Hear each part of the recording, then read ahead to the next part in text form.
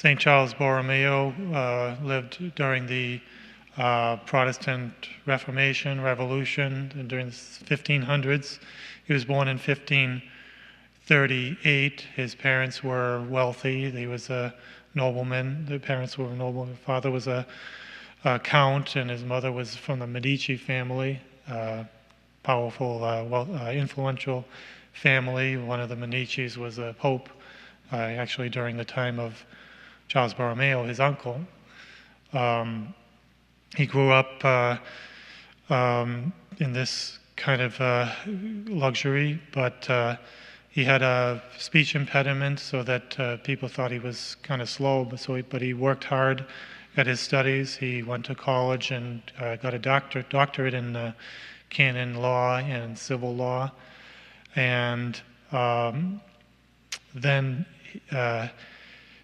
his uncle became pope in 1559, Pope Pius IV, which changed Charles's life totally, because the Pope brought him to Rome and made him one of his advisors, full-time advisor.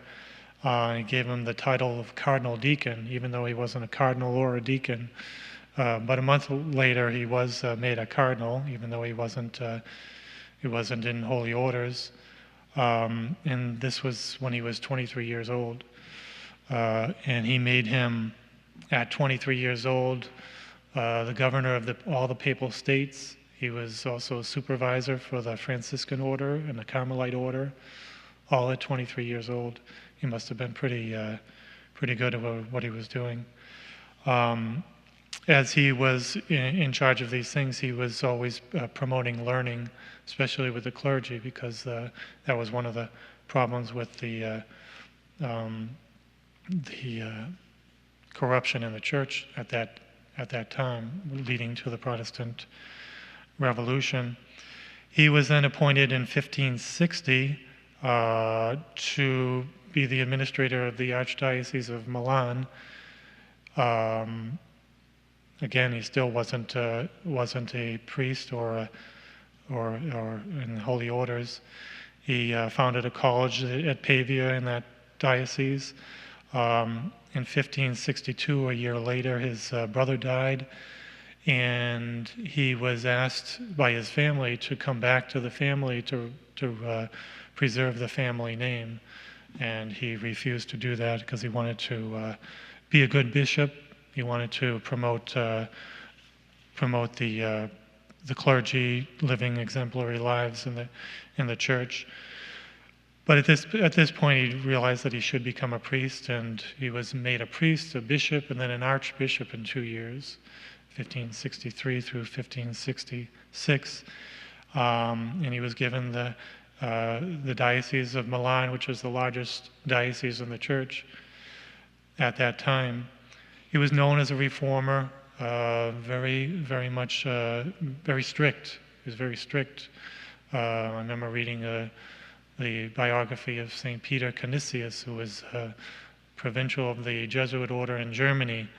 And of course, Germany, that's where the Protestant Reformation started. And he was trying to, he was one of the counter-Reformationists in the Catholic Church, St. Peter Canisius.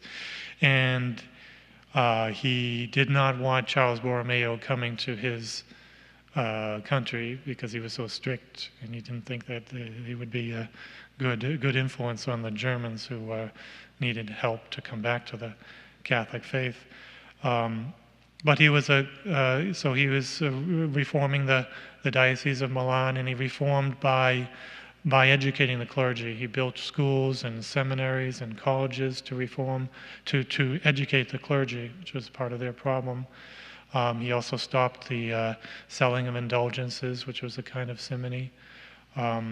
He forced ordered the monasteries to reform themselves, and he would visit the monasteries to inspect them and make sure that they were reforming. And a lot of the churches at that time were very ornate, and they had statues and religious articles and ornaments all over the churches at the time, and it was so kind of complex and busy, and it was actually taking away from the worship of the people at that time, and that was one of the complaints of the Protestants. So Charles Borromeo ordered their simplification so that the people can concentrate on worshiping God and not being distracted. His reforms, of course, made a lot of enemies, his subordinates as well as the secular authorities. There was an attempted assassination on him by a member of the Humiliati at that time, but the bullet missed him. Despite the opposition of his enemies, he became emboldened and continued to press the reforms on the church. There was a famine, and then followed by a plague in his diocese in 1576, and he used his fortune to feed the people. It was said that he fed about 70,000 people a day, and he basically used up all his fortune, and then took out a loan and went deep into debt trying to feed the people until he finally convinced the governor to come back to his post and take care of the people.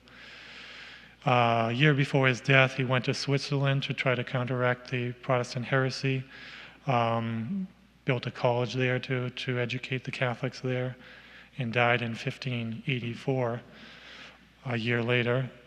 So he was a big reformer in the church at that time, and maybe we can ask him to help us in our own personal reform of our personal Christian life.